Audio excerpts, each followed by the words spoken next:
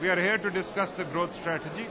The growth strategy has been approved by the National Economic Council and the Parliament. The growth strategy is talking about increasing productivity in the government, getting the role of government right, reforming, making reform mainstream in Pakistan, reforming government, reforming markets, and above all, the reform of cities to make them the beacon of investment, to unleash their potential for growth, and finally, to include the youth, because youth comprises the largest segment of our population. Unless we look after them, there will be no security for the rest of us. It's an honor to be here. It's a great discussion today on the new growth strategy. I think the new growth strategy really highlights key forces that must be unleashed for Pakistan to get on the turnpike of growth like the rest of Asia. I think this is a very, very positive development, and we are so happy to be able to be a small part of it. Thank you. أعوذ بالله من الشيطان الرجيم. بسم الله الرحمن الرحيم. لله ما في السماوات وما في الأرض وإن تبدوا ما في أنفسكم أو تخفوه يحاسبكم به الله فيغفر لمن يشاء ويعذب من يشاء والله على كل شيء قدير.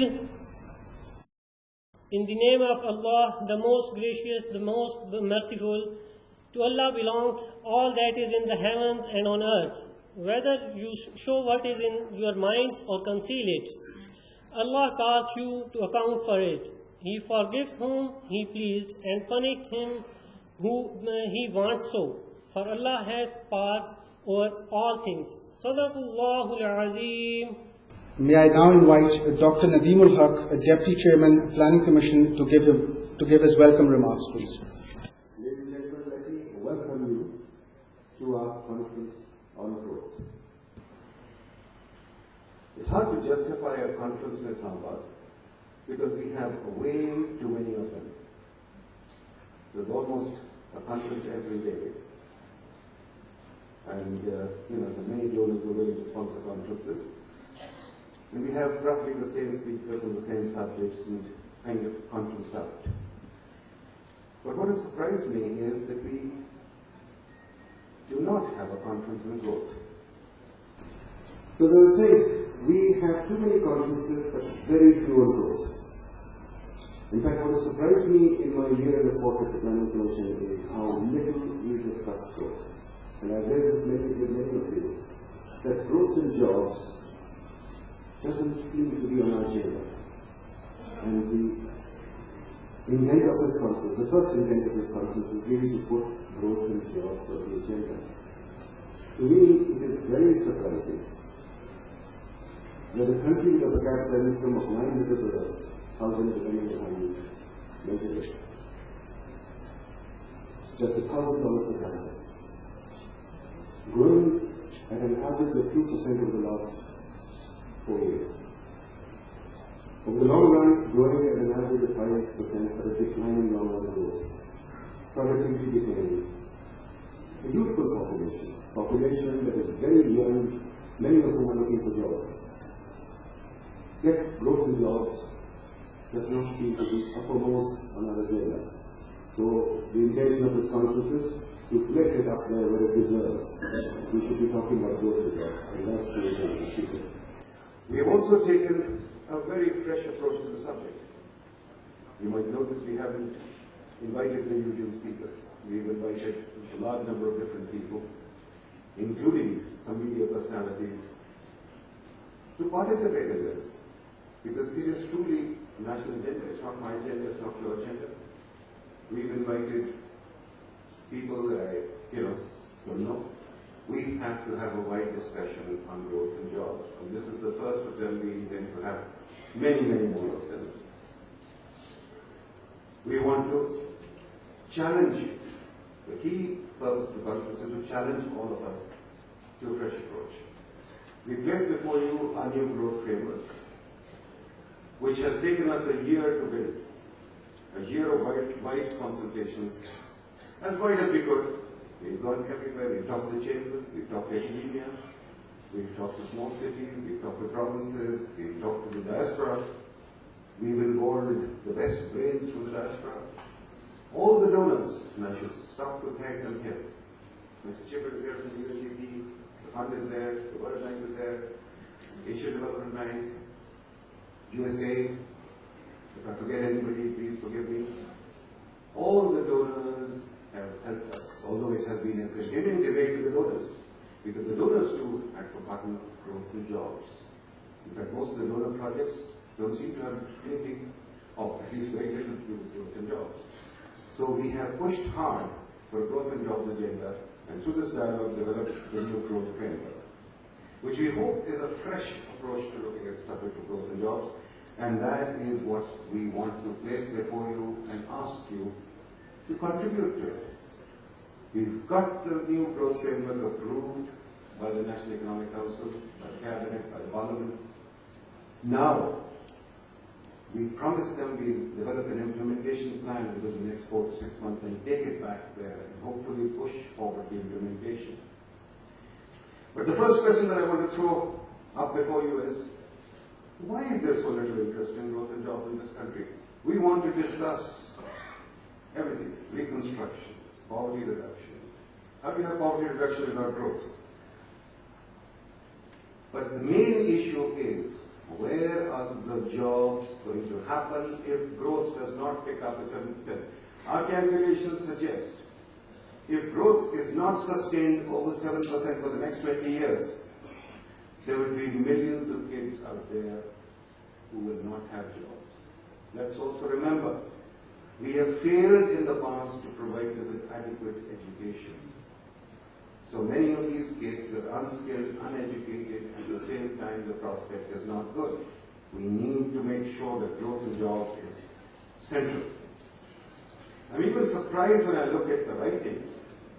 Like, for example, I try and cover most of the newspapers, cover most of the writings, I even try and cover Facebook and Twitter, etc. I find very little out there on growth and jobs. Ladies and gentlemen, I invite you to examine our growth agenda, which, as I said, to my view, and I'll explain it, to my view it is fresh, to my view it is widely consulted, to my view it is putting the emphasis where it is due. There are some cliches that we use them quite often, so we should try and avoid them. For example, there is this thing that the government should provide everything. The thinker has this in mind. The government can engineer society. Please, the government cannot engineer society. Government can only make policy. It's up to the private sector to follow. There's a lot of private sector latitude there. And we have to think about separating government policy from private sector action and thinking about it. I'm just thinking about following Korea or East Asia. I don't know what it means. So let us stop trying to use the model that we don't know about and we don't understand. Secondly, for example, this thing about increased expenditure on education. Well, is the current expenditure on education being well utilized? Whatever material I've seen, the current expenditure on education is on the point of being almost waste. It is not being well utilized. In any case, the quality of education is so bad, we have to think about it. Another point that comes up very frequently, get rid of corruption. Again, we have to think intelligently. You can't just ban corruption out. You have to do reform to get rid of corruption. You have to build public administration to get rid of corruption. That's what we are focusing on. Then people come to me always say, let us build infrastructure. Ladies and gentlemen, we have done an analysis of our infrastructure. Our infrastructure compares favorably to countries at our level, and we can show you those figures. Poverty eradication, other things people are very sensitive about. They want to see poverty eradication up front. They always tell me, your strategy has no poverty reduction. I keep telling them, poverty reduction is not about handouts. Poverty reduction is about opportunities. And truly, We have missed out on opportunities because we have missed out on creating space for growth. The more space for growth and jobs we create, the more opportunities we give, and that is where poverty reduction happens, not by handouts. And that's something that we have to see. Another element that comes out all the time is security. Yes, security is an issue. Security was not an issue all our history. We remember times, all of us, when security was not a problem. Even then we were not growing. So there is something else that's at work here. And even security may be better managed if we measure productivity in how we provide security. Then people keep trying to increase the role of the government, and we are arguing the role of the government should be reduced, strongly reduced in our growth strategy. Let me tell you, where tax GDP ratio may be 9%, we will show you. We measure the size of the government, the footprint of the government, where the government influences investment and economic activity to be more than 50%. On some calculations, it could be 60-70%. What do I mean by that? If the government is buying wheat, if the government is buying sugar, if the government is monopolizing energy, if the government is the major player in transport, if the government is the major controller of real estate in cities, then obviously there's a huge regulatory burden that the government carries, and the government is closing up space for investment. So one of the major parts of our strategy is reduce the role of the government. Please, let's not try and think of increasing the role of the government. Very briefly, the new growth strategy that we are putting before you is based, as I said, on a widespread consultation and probably the best mind that we could put together. I hope it represents fresh thinking to you, and that's what we want to learn from you. What you're talking about is, let's not just think hardware, think about the constraints to investment and growth. Our investment rate has fallen from 17 to 13%. At the best of times, I think it reached 18%. Now it's 13%. India is investing at a rate of 30%. China is at 40%. So our next point is the role of the government. The government, efficient, good, is needed everywhere. It's at the center of the economy. It regulates and controls almost everything. But it must do it intelligently, leaving space for other things. And here we come to what we talk about, better markets. So ladies and gentlemen, we've got these 4 pillars of our growth strategy. Better government, better markets, creative cities, inclusive cities, and youth. Along with youth cannot be realized without community. We have forgotten about the community in our planning, in our push for hardware. We build roads, but we haven't built batteries. We have no community centers, we have no playgrounds. We have to think community too. After all, there's a large amount of people out there, Robert Putnam being one of them in the US, who tells us social capital community is very important for growth. And that's how inclusion again happens. So for holistic policy, we have to think about all kinds of things. We can't just simply say, put in more power, put in more power. The refrain is, put in more power and everything will be solved. No, it won't. Yes, we have to work the power at the same time. I'm not saying forget power. I'm not saying forget tax. All these things have to happen. But even tax collection power is a governance reform, and we have to deal with it too, right? So I think there are a number of things that we can talk about and we should talk about. What is our growth strategy? It requires no money. What it requires is a clear-headed reform, an agenda to modernize Pakistan, bring it to the 21st century. It requires building institutions for the 21st century, and it requires complex thinking. So please, don't think it's simple. Don't think it's rocket. It's easy.